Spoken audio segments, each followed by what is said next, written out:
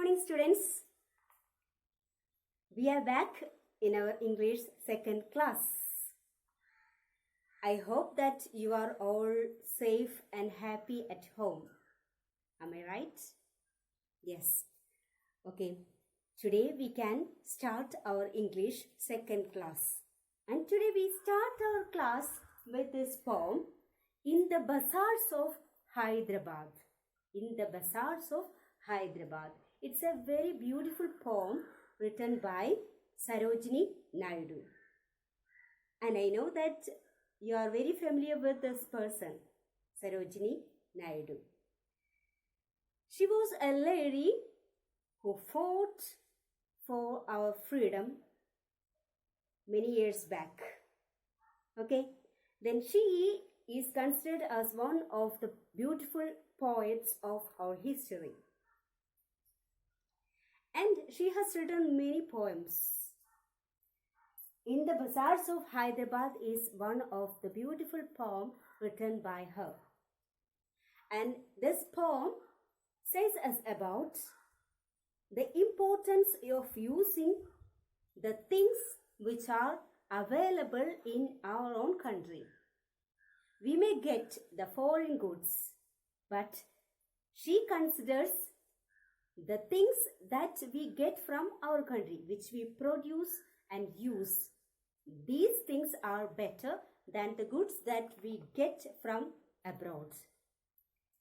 She, at that time, during the pre-independent period, she insisted the people to buy and use the things of our own country. And she put forward a movement called Swadeshi movement. And this insisted the people to use the things of which we make in our own country. Okay. And she has written this beautiful poem in the context of Hyderabad.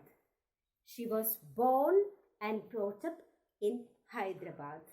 It's a beautiful city known for the markets that it has. Okay, and she has written this poem in this manner, like question and answer. Questioning and answering. Okay, here throughout this poem we can see it is divided into different parts, and each part starts with a question, and then the different answers are given after the question. Okay, so we can start this beautiful poem, and it has another importance. There are different imagery given in this poem, and this imagery, vivid imagery given in this poem appeals our senses. We have 5 senses, isn't it? And it appeals our senses. When we go to the market, we can see the people around.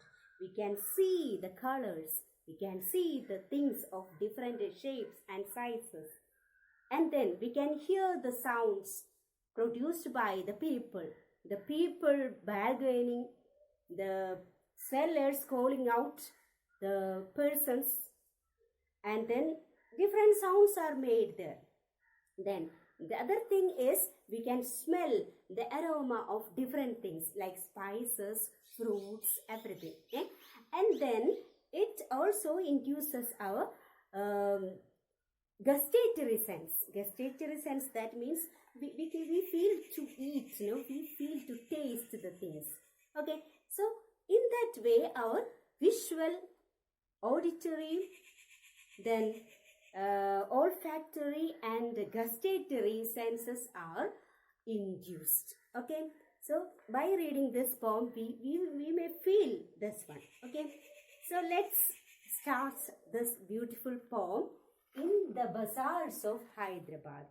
You know what is the meaning of this word bazaar? Bazaar means markets. Okay, markets.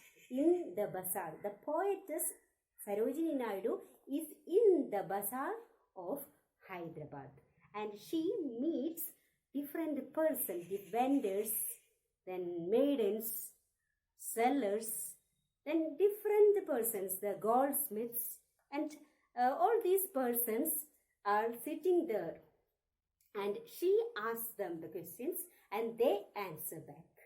Okay, then we can enjoy this beautiful Sarojini Naidu in the Bazaars of Hyderabad. Okay, all of you please take your textbook, page 29, and follow my reading, and let's listen to the explanation. Okay.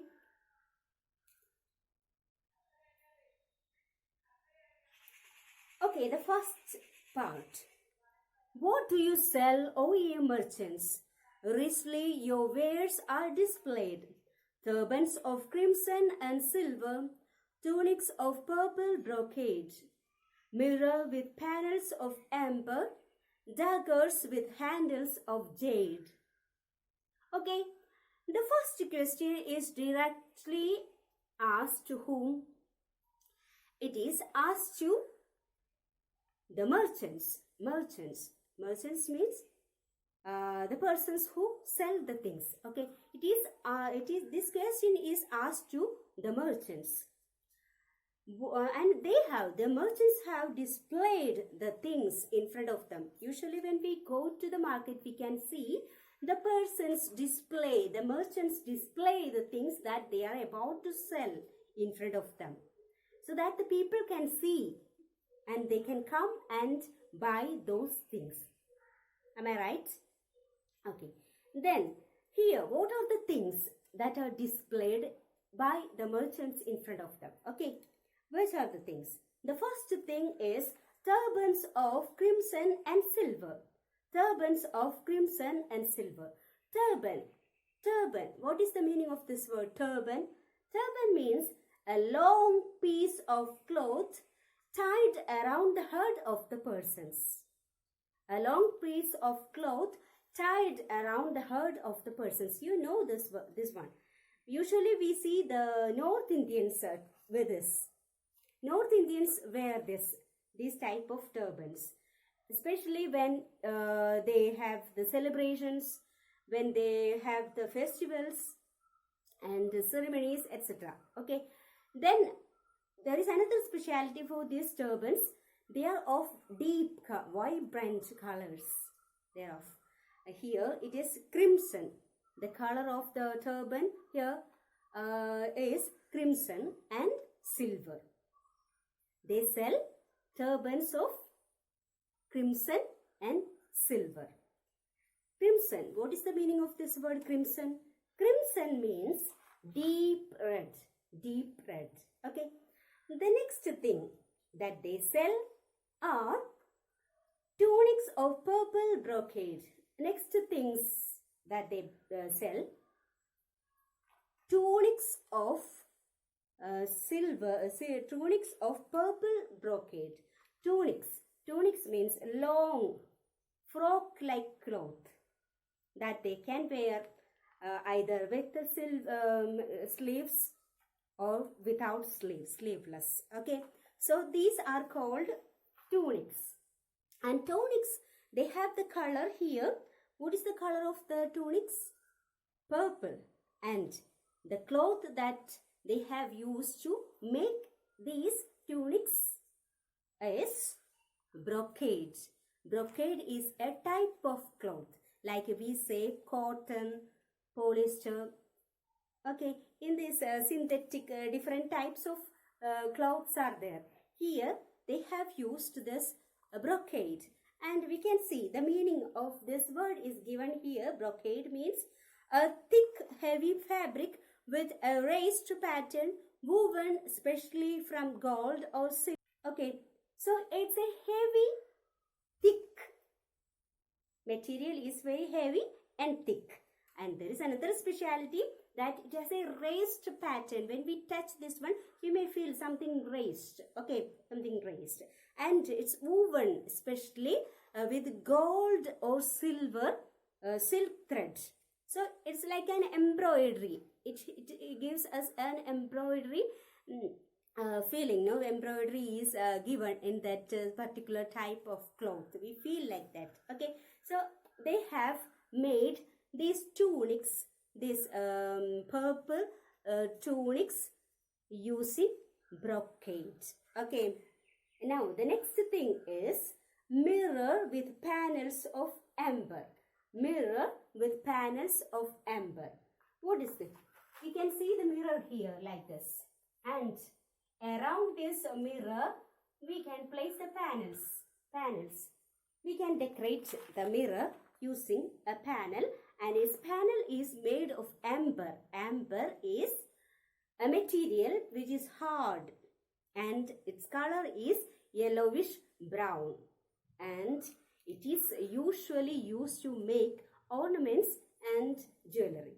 Okay, so it is mirror paneled with amber. Okay, the next thing that we can see is daggers with handles of jade. Daggers. What are these daggers? Daggers are a kind of knife, a short pointed knife, and it is usually used by the people to protect themselves from dangers. Usually they keep here near the waist to keep themselves from dangers. For the personal protection they keep it. Okay, and it has a cover, and it has a handle also. Then we can see here daggers with handles of jade. These daggers are made with handles of jade. What is this jade? The meaning of this jade is given here. A hard stone that is usually green and is used in making ornaments and jewelry. And this jade is a hard stone. Its color is green, and it is usually used. This jade is usually used to make ornaments and jewelry. Like amber, we learned, no? This jade is also used to make ornaments and jewelry. Okay, then we can see which are the different things that are sold by these merchants. The first question was directed to these merchants, and they sell. What are the things that they sell? They sell turbans of crimson and silver. The second one, tunics of purple and purple brocade.